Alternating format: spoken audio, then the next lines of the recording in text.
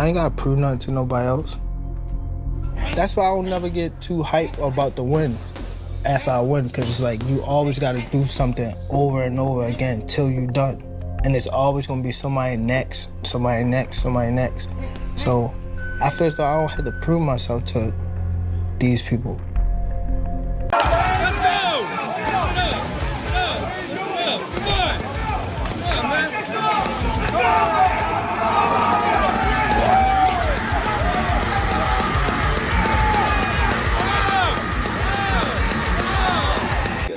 You know what I'm saying? So we are striving to be the best that we can be to be on that level again, you know?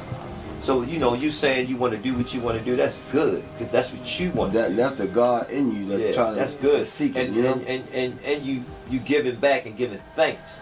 Gervonta Davis is preparing hard for his fight with Jake Paul, showing that his knockout power comes from nonstop training, not just talent. His camp focuses on strength, timing, and endurance so he stays dangerous every second of the fight. Jake Paul is also taking this as the toughest fight of his career. He has brought in top-level partners like Shocker Stevenson, Raymond Ford, and Montana Love to improve his speed, reaction, and confidence before facing him.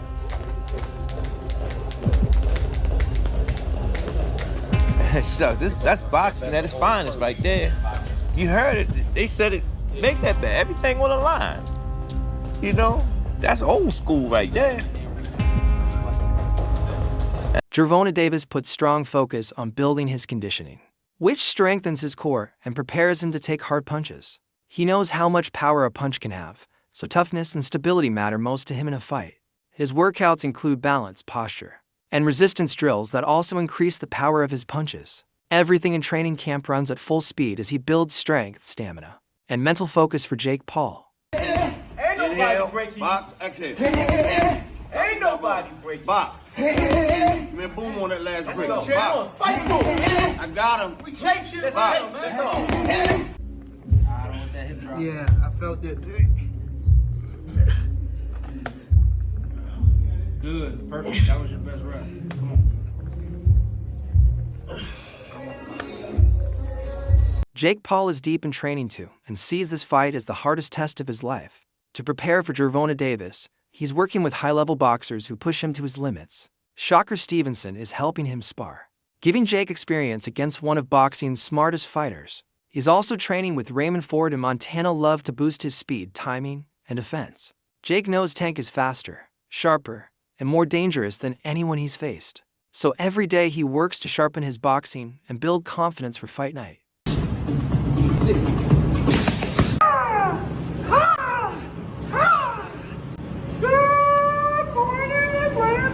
Gervonta Davis built his name in boxing through hard work and focus. His journey proves it. Trainer Calvin Ford has watched him grow from a young dreamer into a champion who shines under pressure. Ford says success on fight night is no accident. It comes from hours in the gym, discipline, and sacrifice. Davis has earned everything through effort. From the start of his career until now, he has kept improving. As he prepares for Jake Paul, many in the boxing world are speaking about him. It's just so much stuff. And me and Kenny was sitting there talking about, and the majority of it is when he was little. We talk about all the stuff when he was little, and he started laughing like, dang. When I get by myself, I always try to like think about like back in the day stuff. Yeah. Like that. But we can I tell. just noticed that just now, me talking about it. But when I get by myself, I be trying. No, we can tell. Yeah, When I listen to your interview, I like listening to your interviews that you do, and I can tell when you reflect back on certain things. Yeah. You can see it. You can see it. That's when I think you at your peace, and you start reflecting back and you talking about. When he say something that we told him a long time ago, and like, I we said, thought he damn, forgot it. we like, damn, he did remember that. Yeah, he remember that shit. Yeah. I see Brody been calling you a little bit. Yeah. I mean, you know, as far as on the what you call it, trying to fight. Veteran trainer Abel Sanchez sees this fight as a huge chance for Davis. He says many fighters give their lives to boxing, their health, youth, and time, but still struggle financially. This fight, he believes, will finally reward Davis for everything he's given to the sport. The money is massive, and few fighters get such chances in their prime. Sanchez thinks Davis deserves this payoff. The fight with Jake Paul might not be for a title, but it offers a reward that can secure his future. I don't like the fight, but as a coach, I think it's a good move for Tank Davis. I mean, I've seen too many kids go out of this sport with not a cent in their pocket, And I think that if Tank Davis takes advantage of a big payday like that, I think it's a ridiculous fight as far as a fight fan. But as a coach, I understand it. You have to take care of your own. Yeah, well, actually, now that we're talking about it, you're not the biggest fan of it. Fight fans are bringing up like, hey, why did he go this way when there's Lamont Roach? Like, look how close that fight was. There was a draw. We were expecting a rematch in that fight. Yeah, well, What's happening here? As much as we hate it, it hasn't become really a sport. It's become a financial sport. So he took it because it's 5-6 times more than he's going to make with Lamont Roach. That makes sense. I mean, anybody, ask anybody if they have a choice, they're going to take the money. Of course. He's got to take care of his people. He's got to take care of himself. He's got to take care of his future. That's the smartest thing to do. As a fight fan, I don't like it. But as a coach, I understand it. Yeah, no. And I think anybody in that position, like, we got to, like, put ourselves maybe sometimes in that same situation. And I think Absolutely. Anybody with, like, any, like, sense of, like, common sense would look at that and be like, wait, I'm making this much to fight against this guy that's only been fighting for 5 years compared to what could be maybe a really hard fight, and I'm going to make double, triple. Yeah, I'm going to go. Let me do this little side quest real quick, and let me get this money real fast. And then, of course, you have to take care of your future, man. If it's offered to you, you'd be foolish not to take it, especially against a guy that is no threat to him. oh, well, I don't know. This 50 pounds, Abel. Yeah, but he's no threat to him. Tank Davis fights the way he fights. Understand that Tank Davis fights. He's probably one of my favorite fighters. I think I've said that many a times. He fights in a manner where he's fought all those big guys. Look at the way he throws his punches. Look at how he ducks down like if he's fighting a real big guy. Look at the way he fought when he knocked out Garcia. Look at where he puts his head and how he throws his punches. In the street, that's who he was fighting. He was fighting bigger guys than him. He was always a smaller guy. So he knows how to fight those big guys. He knows how to duck up underneath and throw those looping shots because that's who he fought in the street. At least that's my opinion anyway. He's always been the little guy, and I'm sure that in the streets he wasn't Chris Algieri also respects what Davis brings to boxing. He says the sport today is not just about skill. It's about star power and excitement. Every time Davis fights, fans fill arenas. The energy rises because people know anything can happen with Tank. He's one of boxing's best finishers with knockout power that keeps fans on their feet. Algieri says Davis represents boxing's new era, a mix of entertainment and greatness. He believes Davis knows how to stay relevant in a world where attention matters as much as winning. And the face of boxing is basically, the face of boxing now is based on if you sell and if people tune in and how many eyes are tuning in when you fight. Gervonta Davis had that. Jake Paul has that. Now they're fighting each other. Again, these are created products. These are still created products. Jake made his name going to Walgreens and making funny faces. You know what I mean? And it was just blowing up on YouTube and whatnot, right? I mean, that's how he started. The world we live in now, dude. It's unfortunate. It's not like Sugar Ray Leonard, who was the best fighter in the world and marketable. It's not like Oscar De La Hoya, who was a gold medalist, a great fighter and marketable. But what I'm saying is technology allows us to make, if I want to take this shoe off right here, and I say I want to make my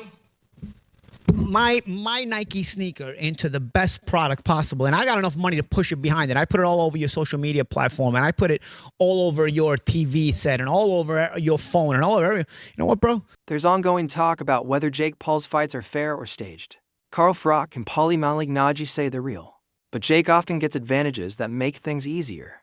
They expect the same here. Jake is bigger, heavier, and might set rules that limit Tank's power. They understand the business side. Promoters want drama and big stories. That could make the fight setup favor Jake. Still, they admit Davis has the talent to ruin any plan. If it comes down to pure skill, Tank wins. Realized, an exhibition, you could stage it and they couldn't take bets on it. So this is an exhibition. There is no betting on it. So that means, I'm not saying people are going crazy with the opinions, who's going to win, who's going to lose. You don't know what size gloves they're going to wear. You don't even know if they're going to stage the whole thing. Because this is something that, as an exhibition, it's not illegal to stage it. So I think this could be all kinds of crazy, wacky stuff. This is a bit of a circus, in my opinion. Who would you think should win that fight? Would you think that Davis should be able to get in there, even though the size did 100 pounds? Do you think he should be able to do it? If they don't stage it and don't kind of set up a sort of a mild sparring session, I'd say Davis has a chance. Depends on the size of the gloves. Because here's the thing. Jake is probably 100 pounds bigger than the guy. That's a lot of weight, Carl. You've been in a boxing ring. That still counts. And if you make the gloves small, Gervonta could technically hurt Jake even if he hits him. But the problem is the gloves are small. Jake could also hurt Gervonta because Gervonta's so small. Gervonta's so much smaller than him, you know. So do you make the gloves big, and then really who's got an advantage? I don't know. You know, technically Gervonta's a lot better boxer, but he's so much smaller. I've stood next to Jake. Jake's a big guy. It's like I said, it's a bit of a circus freak show, and that's why I don't put it out of the question that this exhibition could be a bit staged in the ring. That's fair enough. That's a fair point. That is, and actually, people aren't talking about that enough. I feel like people aren't talking about that enough. Well, he's threatening to sue everybody who talks about it, and anyone who talks about it. Well, that's because his fights have been sanctioned, and I personally don't think he has set up the other fights. I personally think, you know, like Mike Tyson, he had no legs left. You know what I mean? I to tell you the truth, I thought that was an easy one to bet and call. It was that Jake would beat Mike Tyson, and even some of these other fights, you know, they're smaller. Jake doesn't set up his fights. I think what he does is he stacks the deck against his opponents in those fights. So I wouldn't call them staged, but they're deck stackers. You know, so he has an advantage. In this situation, though, weight is a big topic for fans and experts. Some say it's unfair to match a smaller fighter like Tank against a heavier Jake Paul, warning that it could be unsafe. Others argue that skill beats size. They believe Davis's speed and accuracy can handle the difference. Boxing history has many cases where smarter fighters win through skill. I mean, size will play some part of the fight, but if I'm thinking like I'm Tank, I'm probably just going to go out there and try to outbox him and use my knowledge and IQ against him. So I can see Tank just outboxing him and making it real easy. Is there any way any realistic or legitimate way in your mind you could see Jake Paul winning a fight against Tank? No. No way. Nope. Not a lot of people have talked about Jake and said he's got good power. Not even and I get anything could technically happen, but you don't even see a realistic shot where he could land one big punch, and Tank being so much smaller, he just can't handle the power. Nah, not at all. I think Tank is he's been boxing his whole life. He's been boxing since a kid, so I doubt like that's gonna be an issue or problem. I think Jake is good for where he's at, but I think it's just levels. Do you see a more likely chance that Tank wins by decision or by knockout? By decision. I mean, that guy's too big. I don't think that he's just going to knock that guy out.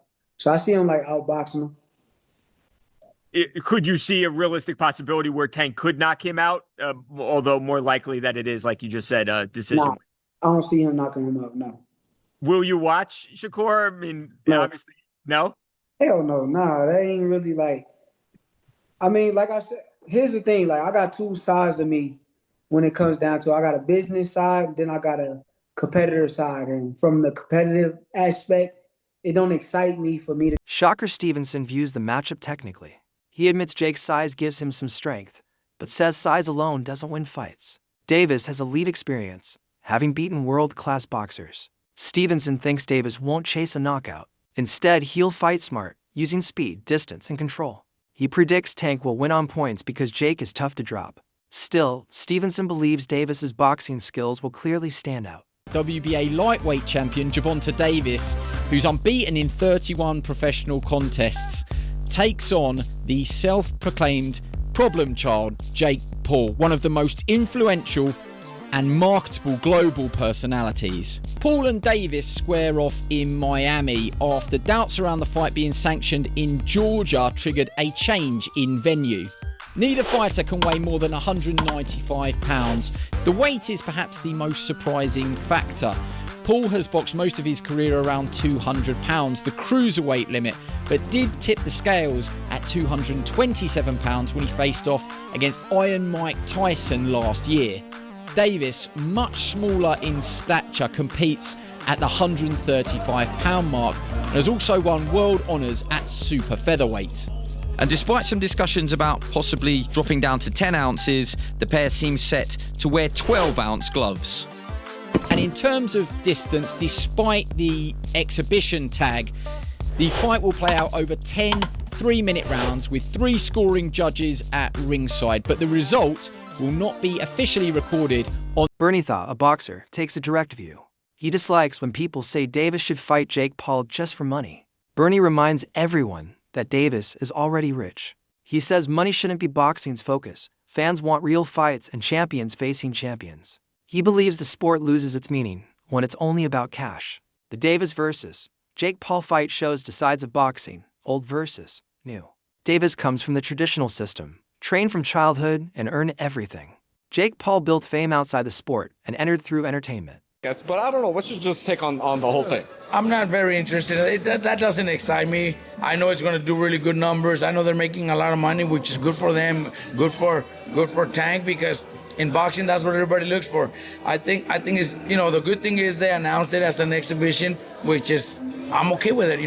Everybody does it. Mayweather has done it. Ali did it. The only thing, my personal opinion is Tank.